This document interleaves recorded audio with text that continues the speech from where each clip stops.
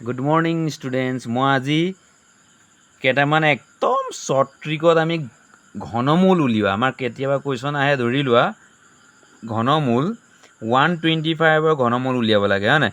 চ' বহুতখিনি ষ্টুডেণ্টৰ আমাৰ অসুবিধা হয়, গতিকে আমাৰ একদম শ্বৰ্ট ট্ৰিক আমি কি কৰিম, এই 125ৰ ঘনমূল লাগে। চ' 1 + 2 + 5 কৰা, 1 + 2 + 5 কিমান হ'ব? 2 + 1 + 2 3, 3 + 5 8 আমাক যিহেতু ঘনমূল উলিয়াইছিলোঁ, গতিকে 8ৰ পৰা 3 মাইনাছ কৰি দিয়ে। 8ৰ পৰা 3 মাইনাছ কৰিলে কিমান হ'ব? 5। গতিকে 125ৰ ঘনমূল কি হ'ল? 5 পালোঁ। ঠিক আছে।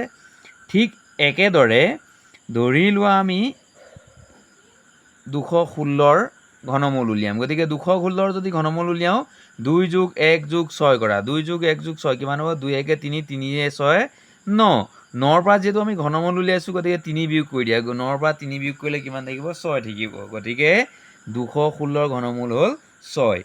আৰু এটা এক্সাম্পল লওঁ, ধৰি লোৱা 343ৰ ঘনমূল লাগে, হয় নাই?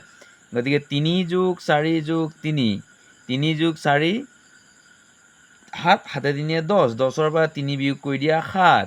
গতিকে 343ৰ ঘনমূল কিমান পালোঁ? 7। গতিকে আজিলৈ ইমানেই। Thank U.